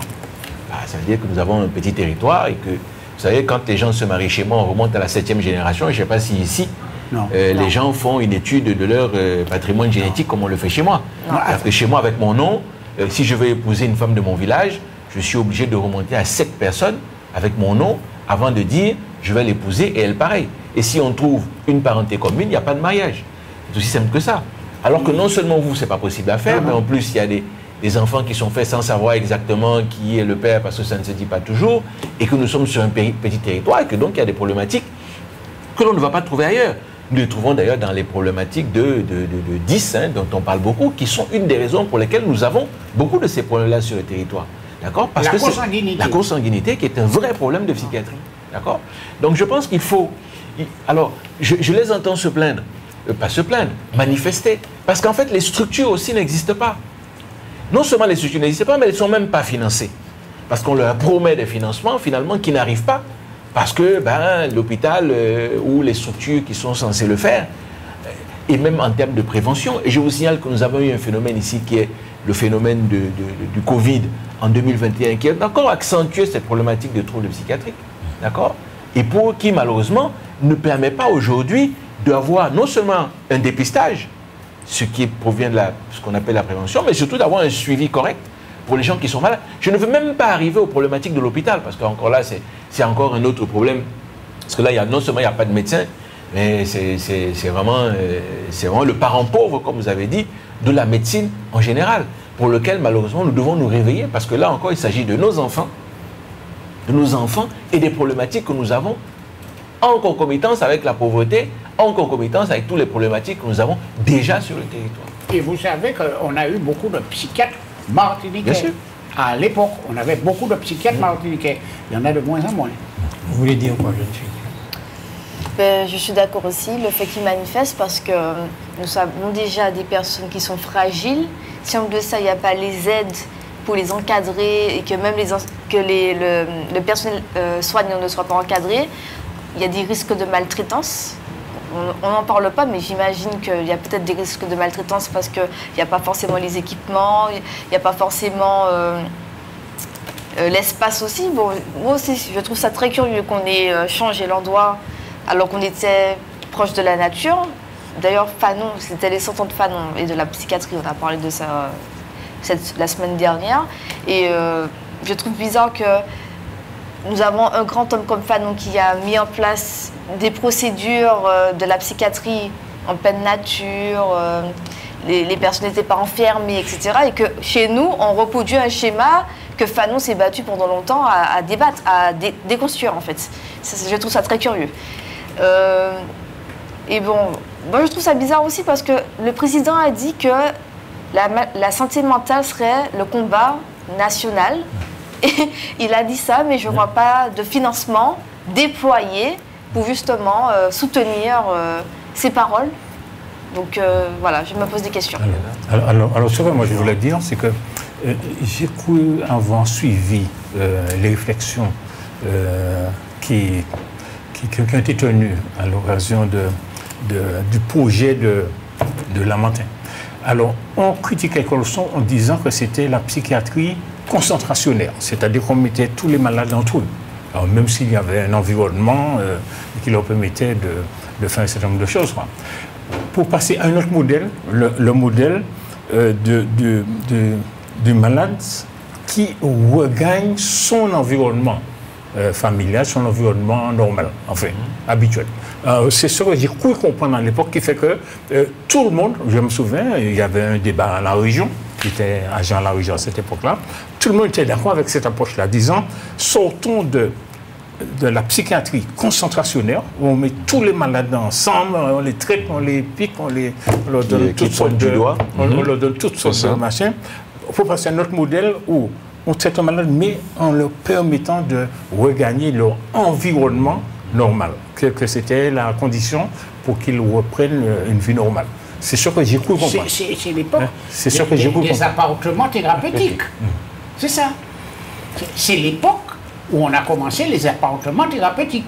C'est-à-dire que on vous sortait de l'hôpital psychiatrique beaucoup plus rapidement qu'avant et on vous installait dans un appartement où vous aviez des infirmiers psychiatriques qui passaient vous voir régulièrement. Mais c'est Oui, pas nous ce sommes dont bien il d'accord. parle. Non, c'est pas ce que je dis. Ouais, c'est pas juste. Non, mais c'est la même chose. Non, c'est la même chose. C'est pas la même C'est la chose. même Non, chose. si, c'est la Lui, même chose. Attendez. Qu'est-ce qu'il raconte? Mais je vous dis que c'est pas la même chose. Si. Lui, il dit, Pourquoi vous êtes un spécialiste? Non, laissez-le, Laissez-le allez-y. exprimer. Allez-y, vas-y. chaque fois que j'essaie de parler, vous essayez de faire croire que je suis un crétin.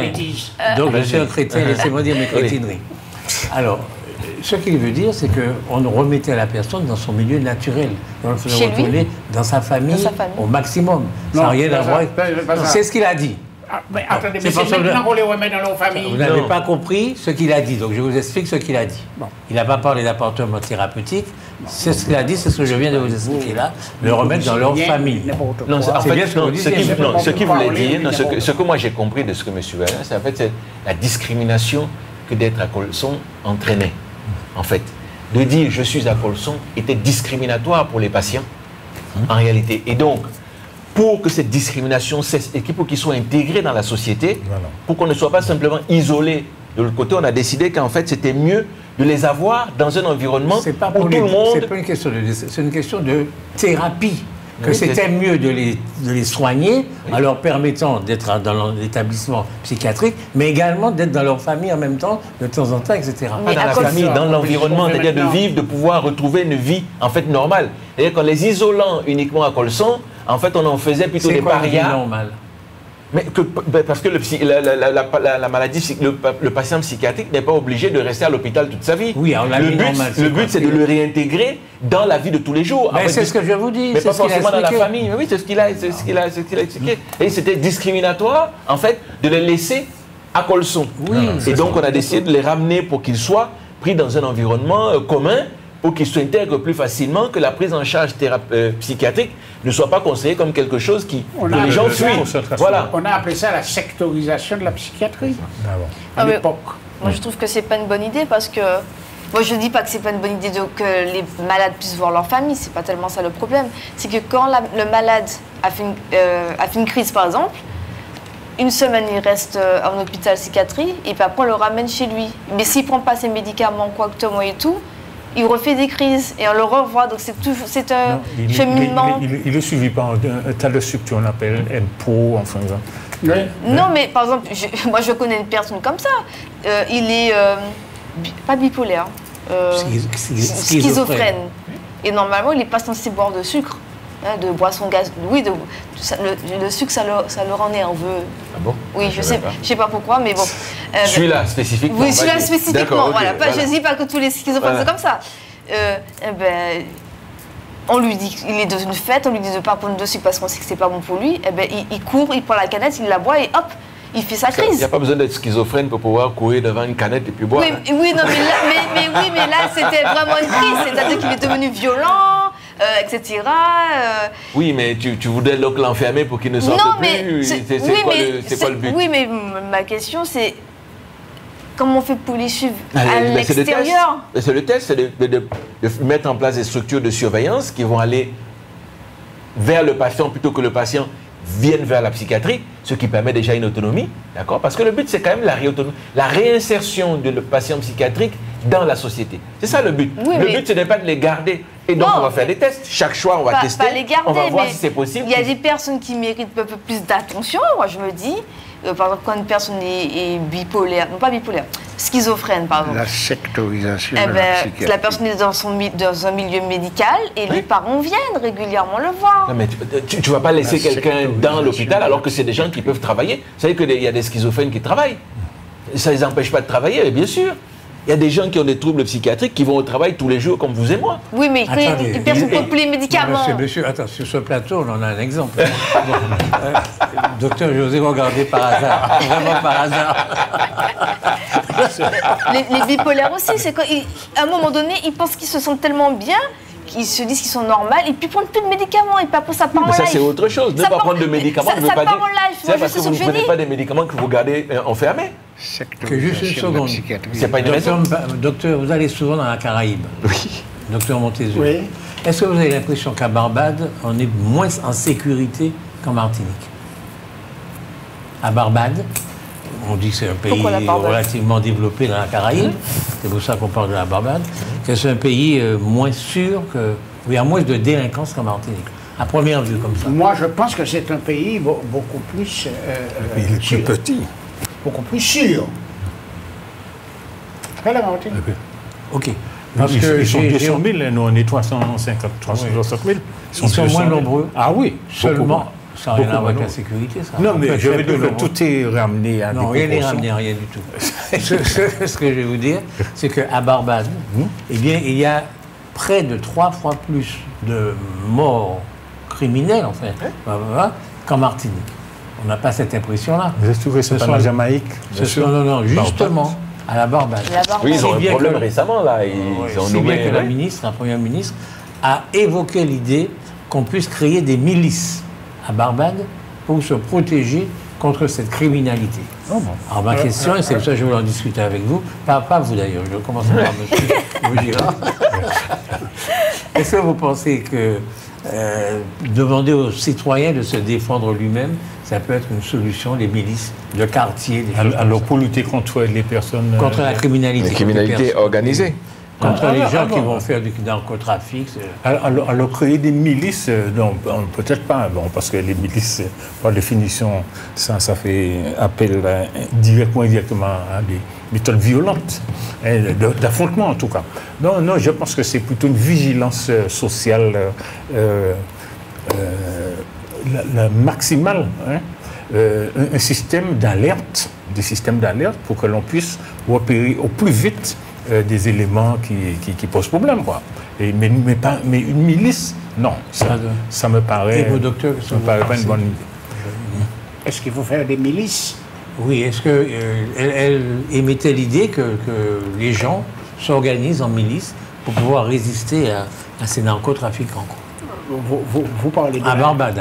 Narcotrafiquants. On parlait de violence. Vous parlez de la présidente. Qui disait ça, oui. La présidente propose ça. C'est la première ministre. Elle propose que la population s'organise en milice pour bien pouvoir résister. Oh, ça dépend comment on le fait. Bon, attendez. Quand vous avez des quartiers et que c'est chacun pour soi, alors là, c'est la pire des choses. Si vous avez un quartier, vous avez des quartiers aux États-Unis, par exemple, où quand quelqu'un entre dans le quartier, tout le monde regarde où il va, surtout s'il n'est pas du quartier. On regarde, on dit, il prend son téléphone, il dit, j'ai vu un type passer là, je ne le connais pas, c'est la première fois que je le vois passer, vérifie où il va. Ça, je trouve que c'est bien de faire ça. Et je préfère ça, une population qui est vigilante, qui vigile, et qui communique entre elles, que chacun pour soi, et puis on cambriole chez le voisin, vous voyez ça, et vous ne faites rien parce que ce n'est pas votre affaire. Non, je suis bien d'accord avec elle, là. Mais bien entendu, chacun n'a pas son fusil comme aux États-Unis, parce qu'aux États-Unis, chacun peut avoir son fusil. Oui, on va passer 5 milices pour moi. Oui, moi, c'est 5 milices aussi. Chacun son fusil, dès que la personne arrive en quelque part, on le surveille, et puis dès qu'il fait une connerie, voilà, c'est fini. Comme un lapin. Quand vous êtes en République dominicaine, vous pouvez vous lever le matin, vous marchez dans la rue, vous voyez, alors vous levez très tôt, vous marchez, vous voyez un type avec un fusil qui se balade dans la rue aussi. Il porte un fusil pour se protéger lui. C'est Saint-Domingue, c'est pas la Dominique, c'est Saint-Domingue. Non, c'est Saint-Domingue. Donc on peut s'armer comme on veut à Saint-Domingue. Oui. Il n'y a pas... D'ailleurs, c'est marqué sur les banques que vous ne pouvez pas entrer avec un fusil dans la banque. Ça veut dire que vous pouvez l'avoir dehors. C'est ce que ça veut dire. Docteur Mpaye? Moi, je suis absolument contre. On voit ce que la milice a donné à Haïti. Je vous signale qu'à Haïti, ça a commencé par les milices parce que la police et la pseudo-armée étaient dépassées et on a commencé à confier à certains la sécurité des quartiers.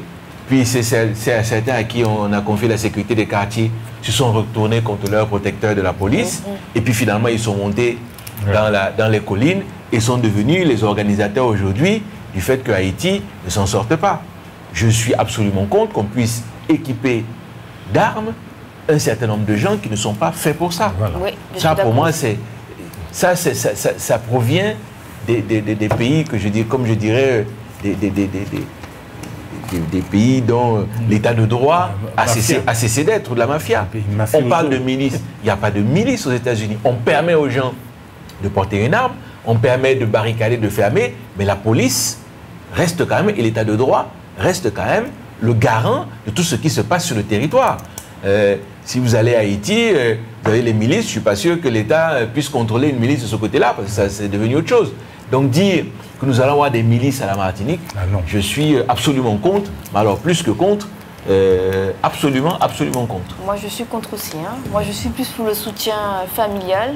Moi je me dis que si on soutient les familles et que les enfants sont dans des cadres bien définis, le risque de déviation elle est limitée, pour ne pas dire quasi nul.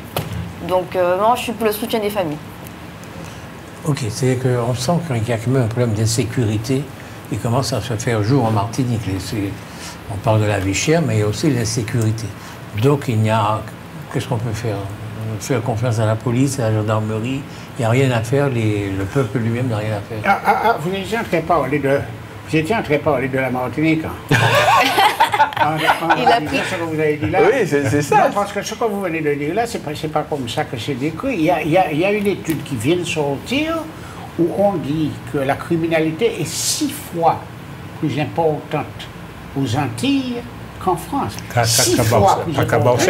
Mais attendez, oui, même attendez, il vérifie que l'insécurité, si c'est 6 fois plus important que dans le reste de la France, il faut quand même se rendre compte que c'est une criminalité très particulière de jeunes qui ont entre 20, un peu plus, un peu moins que 20 ans, donc ils ont 20 ans, et avec des rivalités entre ces jeunes.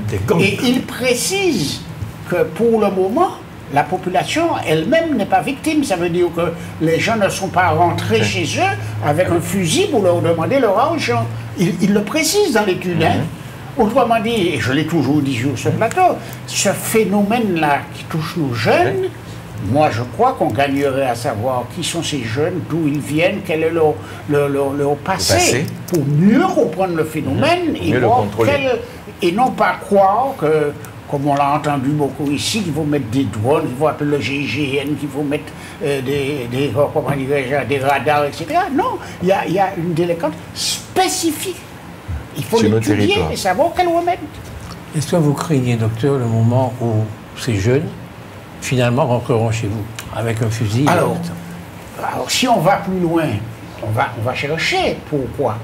Moi, ce qui m'intéresse, là, actuellement, ce que je suis en train d'étudier, c'est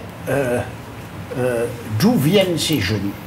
Bon, alors, je sais que les jeunes qu'on a confiés à... Les jeunes que l'administration, qu'elle soit la justice ou qu'une collectivité confie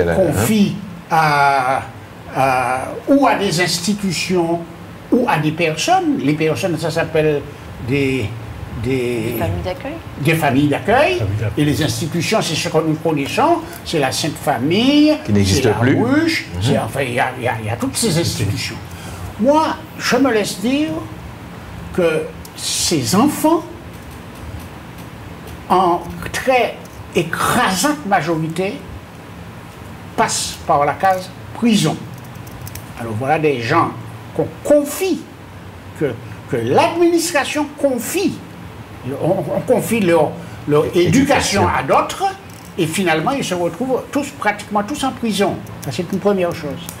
La deuxième chose que je sais, puisque il y a à peu près 3 semaines que à Assise, j'ai rencontré un jeune. Ce jeune a été mis dans une institution dès son jeune âge et il nous a expliqué que quelquefois, il préférait dormir dehors que de dormir dans la structure à laquelle on l'avait confié, parce que c'était plus dangereux pour lui à l'intérieur de la structure qu'à l'extérieur. Moi, dans mon esprit, ça fait tilt.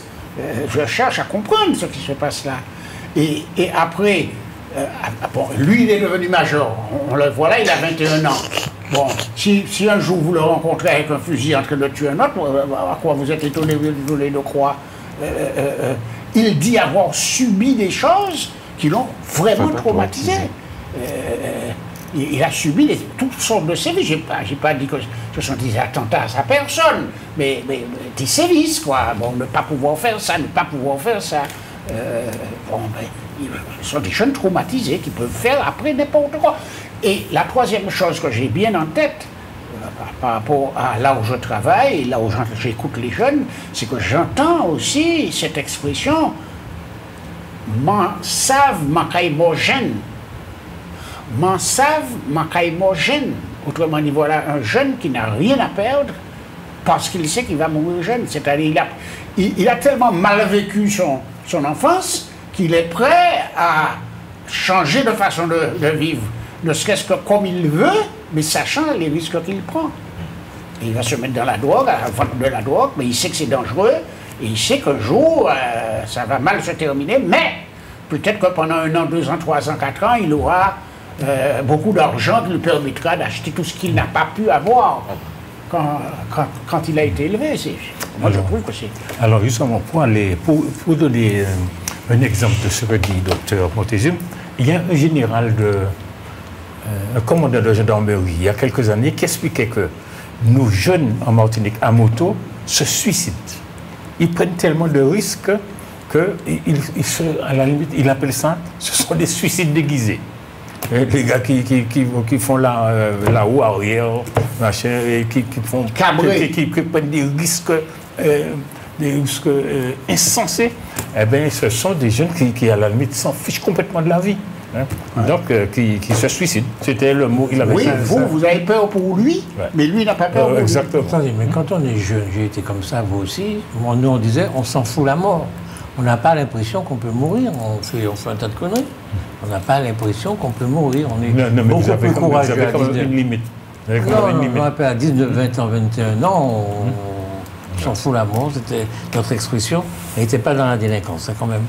Bon, ma question est la suivante. Est-ce que vous pensez que, indépendamment des milices, est-ce que dans les quartiers, aujourd'hui, on pourrait imaginer qu'il y ait des conseils de quartier, des comités de quartier qui se mettent en place pour justement se préparer s'il y a une délinquance qui déborderait et qui viendrait attaquer les gens chez eux? Moi, je trouve que c'est une bonne idée, mais malheureusement, nous sommes dans... Alors, je parle plus comment on appelle ça, l'organisation du quartier. Les gens se réunissent entre eux, essaient de trouver des solutions pour la bonne entente, peut-être pour regarder ce que les jeunes font entre parenthèses, c'est-à-dire que bon, pour prévenir si celui-là fait ci, lui parler, lui donner des conseils. Je suis d'accord pour ça, mais il faut déjà d'abord que les quartiers s'entendent, que les personnes dans le quartier même s'entendent, parce qu'aujourd'hui nous sommes tellement dans un individualisme personnel, on ne pense qu'à sa poire, à mes enfants, à ma maison, oui. À ma voiture. Ça poire, il n'y a pas de poire ici. Et du coup, on s'en fout des autres. Les autres, tous, il peut avoir un tremblement de terre, il peut avoir un incendie, ça ne me regarde pas. Je pense qu'il faut retrouver cette cohésion de quartier, cette bonne entente de voisins, de voisinage déjà, pour pouvoir ensuite encadrer et mettre en place une bonne séance, une bonne façon de vivre ensemble.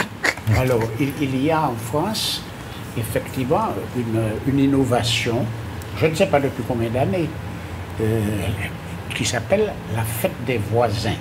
Ah. Alors, oui, c'est samedi. C'est samedi. À Paris. Ça existe aussi. Hein. Oui, c'est samedi, hein, demain. Oui. La fête des voisins. Alors, j'habite un appartement à Paris. Et les gens m'invitent à la fête des voisins. C'est-à-dire que tout l'immeuble se rassemble un jour, chacun porte quelque chose et les gens se parlent. Sinon, c'est exactement ce qu'elle a dit, chacun vit de son côté, personne ne se parle, personne n'échange rien. C'est une façon un petit peu de regrouper les gens. Alors, vous dites que demain... C'est la fête des voisins. Et est-ce que pendant qu'ils se rassemblent, ils donnent l'autorisation aux parents de donner quelques calottes quand ça ne va pas aux enfants qui passent? Ça m'étonne. Pas à ce point-là. Pas à ce point-là. D'accord, ok. Bon, Ah, mais ça se faisait avant. Hein. Non, mais si ça ne sert pas à ça, je ne vois pas à quoi ça sert la rencontre des voisins. C'est juste pour se dire bonjour et manger un morceau de pain, mais ça ne crée pas le lien. Je pense que ça ne crée le lien que si quelque part, moi aussi, dans cette rencontre, ça permet aux parents de dire, celui-là a le droit de dire à mon enfant les choses qui ne vont pas. Si c'est juste pour manger du pain et puis dire on a mangé ensemble le midi, je ne vois pas où est l'utilité. Hein. Non, il y a des choses qui vont de soi. On ne va pas aller dire tu as le droit de dire à mon enfant. Ah si, ça ne va pas tant de soi que ça. Quand on est ensemble, qu'on se connaît, qu'on a échangé les mots de téléphone, s'il y a quelque chose un voyou qui rentre dans une maison à côté, et bien on téléphone, on dit attention à quelqu'un, etc. Ouais. Ça crée des liens. Ou bien qu'il y a une personne, vous prenez le café régulièrement avec cette personne, le voisin, tout simplement, l'inviter à boire le café. Et qu'un jour qu'il n'est pas là, vous ne le voyez pas pendant 2 jours, vous vous inquiétez. Parce qu'il y a des personnes qu'on a trouvées mortes pendant une semaine, et puis on ne s'inquiète pas de savoir où est passé. Très commun à la Martinique. Voilà, très commun. Où est passé Thomas, par exemple. Ah ben non, Thomas, on ne sait pas. Une semaine, le gars est mort chez lui, mais on ne sait pas. On ne s'intéresse pas. Alors, les conseils de quartier, bon, c'est une idée vraiment séduisante. Bon, on voit bien, idéalement, des gens qui se rencontrent et puis qui échangent. Bon, comment ça se passe chez toi, machin, je vois les gens, etc. Bon, idéalement, c'est comme ça que ça se passe. Mais lorsque la politique se mêle là-dedans, lorsqu'il y a des enjeux électoraux, hein, monsieur c'est Bougmé, monsieur c'est l'opposition, machin, hein, je vous dis, ces choses-là, ça vole en éclat. Il faut arriver à élever le débat. Non, ce que par contre, je pense, ça dépend de la qualité des gens aussi. Hein, parce que tout le monde n'a pas le même degré d'ouverture à l'autre. Hein? Donc, on a parfois des gens qui, par formation, ou bien par habitude, ou bien par religion aussi, hein, par générosité, charité chrétienne, hein, va voir les autres, machin, comment ça va, on va voir les personnes âgées. Par exemple, par contre, l'Église le fait. Je ne sais pas si ça se fait dans toutes les communes, mais en Martinique, par exemple, en Goumonde, par exemple, enfin, ça va embêter M. Lautier, mais il y a des gens... Mais non, mais parce que pour vous, le Goumonde, c'est une commune à part. Alors, au Goumonde, il y a des fidèles qui s'organisent pour aller visiter des gens. Pour aller voir des gens, aller voir si les personnes sont soignées, si le portage de repas se fait, si le prêtre vient porter comment on appelle ça, l'hostie, comment tu dis la communion. La communion, excusez-moi. Voilà. Donc il y a des choses comme ça, mais sans enjeux électoraux. Parce que dès lors qu'il y a des enjeux électoraux, tout câble à mort barricade. Bon, je crois que notre message est passé. Il faut essayer de refaire vivre cette vie de quartier. Je le dis parce que dans mon quartier, il y a une jeune fille, une jeune femme, qui a créé une association. Malheureusement, je n'ai pas pu aller le jour de la création vraiment. Elle a créé une association qui s'appelle l'association William Ramet dans le quartier. Et je pense que c'est une excellente idée. Donc, je crois que dans tous les quartiers, on devrait pouvoir faire ça, avoir une association, on se rencontre, on se voit de temps en temps, on se connaît, on s'échange des numéros de téléphone, et puis voilà. Donc... Et vous n'avez quand même pas pu trouver le temps d'y aller? Oui, j'étais... En tant que journaliste, parce qu'il devrait y aller. C'est que c'était quand même la priorité des priorités, d'y aller, hein, pour porter le message. Et il n'a pas pu y aller. Et là, il essaye de se rattraper. C'est pour ça qu'il nous a mis le texte. Pour porter quel message? Non, pour réconforter, pour apporter cette image. Vous n'aurez même pu aller avec une caméra dialogue avec la presse et puis montrer les images de ce qui se passe sur cette petite réunion. Ça aurait permis de galvaniser les autres quartiers de Fort-de-France et d'ailleurs. Pour permettre à cette association de se démultiplier. Vous avez fini de me dire ce que je voulais faire. Vous avez fini. Si vous finissez, on va finir l'émission. C'est extraordinaire. Franchement, il n'y a pas voyé avec vous. Il n'y a pas voyé. Avant, c'était le docteur Montezum seulement. Maintenant, c'est les deux. Merci, docteur Montezum, de nous avoir honorés de votre présence. Merci à toutes et à tous. Bonsoir, monsieur Lautier. Vous me dites bonsoir quand même, il n'y a pas de souci. Bonsoir, surtout. Bonsoir, monsieur Raphaël Vaugirard, merci de votre présence. Eh bien, merci, monsieur Lautier, de m'avoir invité. Vous êtes de nouveau avec nous dans 15 jours. Oui, dans 15 jours. On est pas en vacances? Ah, c'est bon, on est en vacances. Mais oui, c'est le mois d'août, ouais, je suis un mec qui aime travailler, quoi. Oh là là. Donc, contrairement à Cindy, c'est elle qui a réfléchi aux vacances. Hein. comme par hasard. Ben Oui, oui. alors j'ai oublié de vous dire, on va se mettre en vacances pendant le mois d'août. En fait, c'est pas qu'on va se mettre en vacances, parce que pour nous, c'est des vacances d'être là. C'est pas, sauf pour Cindy, c'est pas un vrai travail d'être là. Donc, c'est pas vraiment des vacances. Ah, je croyais que c'était la semaine prochaine, moi, qu'on se mettait en vacances. Ah, lui, il a même pas envie d'y aller. Ouais, la semaine prochaine, on est en août, hein. Désolé, docteur, désolé. Donc, on va devoir s'arrêter au mois d'août et on se revoit au début du mois de septembre. Merci, merci, monsieur Vaugirard. Je vous ai déjà dit merci. Oui. Alors, je redis merci à Cindy. Ben, merci beaucoup de m'avoir invité. Et Merci. puis, bon yol pour les personnes qui vont suivre le tour. Le tour. Et puis, bonnes vacances. Bonnes Voilà. vacances. À septembre. Vous vous rappelez comment elle était juste avant l'émission, la crise de nerfs qu'elle a C'est failli ça, faire? c'est ça. Parce qu'elle roulait en voiture. C'est et ça. puis, Non, c'est à cause des pesticides. non, c'était... L'été avant. T'as fait déjà deux collègues. Non, non, elle avait deux colères. Et sa première colère, c'était la voiture. Qu'est-ce qui est arrivé en voiture? Elle roulait et quelqu'un, quand elle roulait... Klaxonnait derrière elle, voulait quelqu'un- absolument, elle allait pas assez vite. Elle roulait à 10 à l'heure et quelqu'un voulait rouler à 30 à l'heure. C'est Donc, ça. la personne a klaxonné. Cindy est arrivée ici complètement catastrophée. Je ne viens plus en voiture, je ne prends plus ma voiture. On n'a pas menti sur vous. Non, Et c'est nous, vrai. on lui a recommandé de rouler à 5. À partir Non, c'est vrai. Il y a trop de personnes inciviles en voiture. Je comprends pas. Les gens, vous êtes pressés pour aller où? Vous travaillez pas, arrêtez. Ils ne travaillent pas. La majorité des personnes que je croise travaillent, vous pensez, monsieur Larochelle? Mais oui. Moi, je veux des cas. S'il y avait plus de voitures, s'il y avait le nombre de voitures de personnes que je vois circuler, le taux de chômage serait passé élevé en Martinique. Hein. Avant, Moi, je vous dis ça. Non, moi, je crois. Premièrement, quand je vois quelqu'un qui roule très vite, avant, ça m'énervait. Maintenant, je me dis, s'il roule vite, c'est qu'il a peut-être une raison. On lui a appris que sa femme a un accident, que ceci, cela. Mais bien Il trouve sûr. toujours une raison. Il n'y a pas de raison. Tous les Donc, jours. ça ne me fâche pas particulièrement. Que les gens Tous les roulent jours, vite. c'est la période des vacances, normalement, on est censé être décontracté, voilà. Quant aux garçons qui cabrent sur les motos, moi je les vois tout le temps, avec l'humoriste Bishop, c'est un lieu de là. Moi je trouve ça magnifique aussi, parce que, monsieur Vaugirard, vous pouvez aller au restaurant quand vous voulez, vous pouvez avoir un tas de loisirs, et Dieu seul sait si vous en profitez. Ah vous bon? aussi, monsieur Montésum. Ah bon, vous- Donc vous avez beaucoup de loisirs. Vous semblez bien informé. Oui, je suis bien informé sur votre vie. Eh ben, alors donc. que ces jeunes-là, Mais c'est- ils n'ont pas de. Ils J'aurais un n'ont problème rien. ce quoi. soir. C'est-à-dire que leur moto, c'est tout, c'est leur vie. C'est là qu'ils s'amusent, c'est là qu'ils prennent un peu de plaisir dans la vie.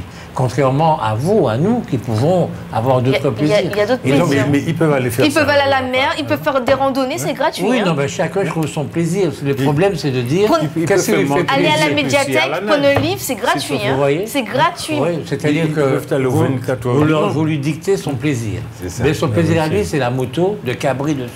Alors moi, j'accepte, surtout qu'ils ne font pas beaucoup d'accidents, surtout qu'ils ne nous rentrent pas tellement dessus. C'est ça. C'est ça. Vous n'avez pas. Et c'est pour l'éblouir. Oui, au Et puis ça vous éblouit. ça. Moi non, moi ça me fait peur. J'ai Ah bon vraiment peur. Et vous n'aimez pas avoir peur. Parce qu'il y a une personne qui a failli tomber sur mon capot la dernière fois, j'ai eu vraiment peur. Ah bon, il a failli Elle a eu tomber. peur pour sa voiture, hein. C'est pas Comment ça. comment vous voyez qu'il a failli tomber? Ah oui, il s'est vraiment attrapé de justesse. J'ai ralenti, hein. J'ai vraiment ralenti, hein. Donc vous lui avez sauvé la vie en fait. Ah non, c'est bon. Moi, dès que je vois ce genre de spécimen, je voyez, fais vite ce de ne sont pas des disparaître. spécimens, ce sont des jeunes qui essaient de un peu Non, de se non. faire voir. Allez vous amuser dans De une se autre... faire voir. oui. Non, mais ça leur fait plaisir de Oui, mais faire à ce ça. moment-là, Mais vous- c'est ça pas ne pour nous se fait faire pas voir. À ce moment-là, Mais c'est... c'est des risques pour nous. Non, c'est pas des risques. Oui, mais pour à ce vous. moment-là, s'ils font- Il n'y a s'ils pas font- tellement d'accidents que S'ils ça. font on voit ça, que vous s'ils sortez pas cabrent, beaucoup de il faut leur relief, donner hein. de l'espace, un espace vous avez pour dit. eux. Il faut leur donner un espace que pour eux, où ils vont faire du cabrage, voilà, voilà. exactement. Pas sur la route, pas... Voilà. Ça ne les intéresse pas si vous n'êtes pas là. Oui, non, mais moi, je veux pas de gars qui tombent sous mon capot, hein. Vous préférez qu'ils tombent où? Non, mais je veux tout simplement pas qu'ils tombent. Et encore moins sur ma voiture. Merci beaucoup, Jean-Michel, pour votre réalisation. Je vous ai dit au revoir, docteur Mpaye. Non, mais C'est parce c'est que pas j'ai grave, pas c'est envie pas de vous grave. revoir. Bonsoir quand même. Oui, bonsoir. Et puis, vous ne m'aurez pas connu tout jeune alors, parce que sinon, ça a sans doute mal passé. Comme quoi, on peut s'assagir aussi avec les âges. Hein.